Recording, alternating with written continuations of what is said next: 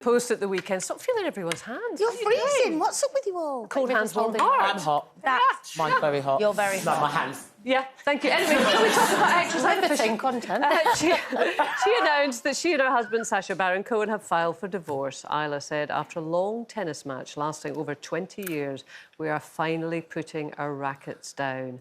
Gosh, that is such a powerful way to put it, isn't it? The announcement comes as actress Rebel Wilson accuses Sacha of sexual harassment on the set of a film in 2014, which is something he denies. According to today's papers, though, Isla reportedly first contacted a divorce lawyer almost 2 years ago. So at what point, Colleen, maybe I'll come to you, someone with a bit of experience in this field. Ouch. Sorry. At what point do you contact the lawyer? Well, for me, both times.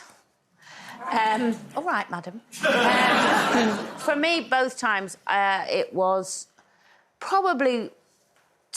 I spent probably the last 2 years of both marriages trying to make it work, trying to make it... You know, it wasn't like, oh, we've had a round, going to rush to a divorce lawyer.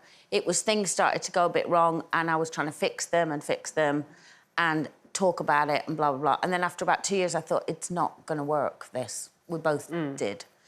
And then I discussed it and said, look, I'm going to contact a solicitor. So I would never, ever, ever have done that in that 2 years without telling them.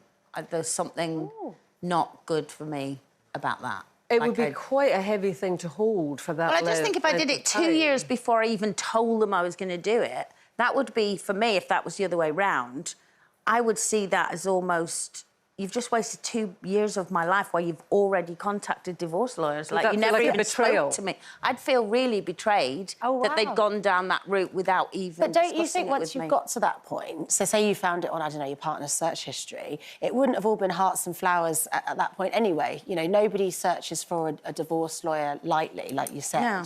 So I think the person wouldn't be oblivious to the fact that it was But then why wouldn't you tell them? That's so secretive to not tell them. See, well, first of all, I might not even contact a divorce lawyer. I might go to a well-known stationery shop on the high street where you can do it. You can do it for, like, I think £100. You can buy it on the high street. Yeah. If it was amicable. But you know. that's if it's amicable, isn't it? I mean, you only bring in lawyers if it's not amicable. Yeah, but if it's not amicable, I actually think there's a more serious side to...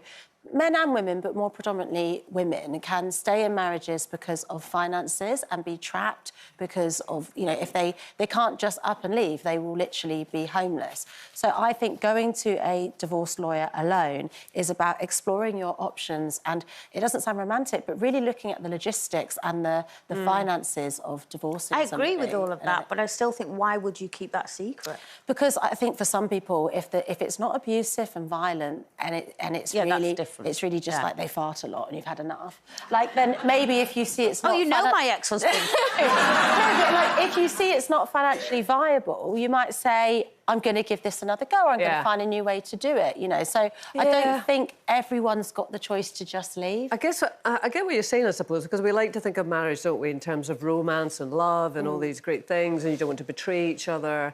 But there is a very practical side to splitting up. You know, are you still going to have a roof over your head? Are you going to have an income? But that all comes out anyway once you get in touch with the lawyers, or if you're going down it. It's when people go, oh, divorce is too easy nowadays. It's not. It's so painful to... Even if it's amicable. It's a really painful thing to go through because you realise all those years, and many of which have probably been wonderful, come down to who owns what and who's getting what, and you think, is that all it was? You know, it's really... It's My horrible. experience was slightly different. It was quick. It was quick and it was amicable. We did it on a quickie divorce site. But for me, it was more a case of, you know, we'd had a heated conversation and somebody, you know, he dropped, I want a divorce. And so you don't say things like that to me if you don't mean it. And so I went looking and I went to speak to somebody, but I did say to him that I went to look for a divorce, and he was like, why? I was only joking. It was just in the heat of and I'm like, don't say things.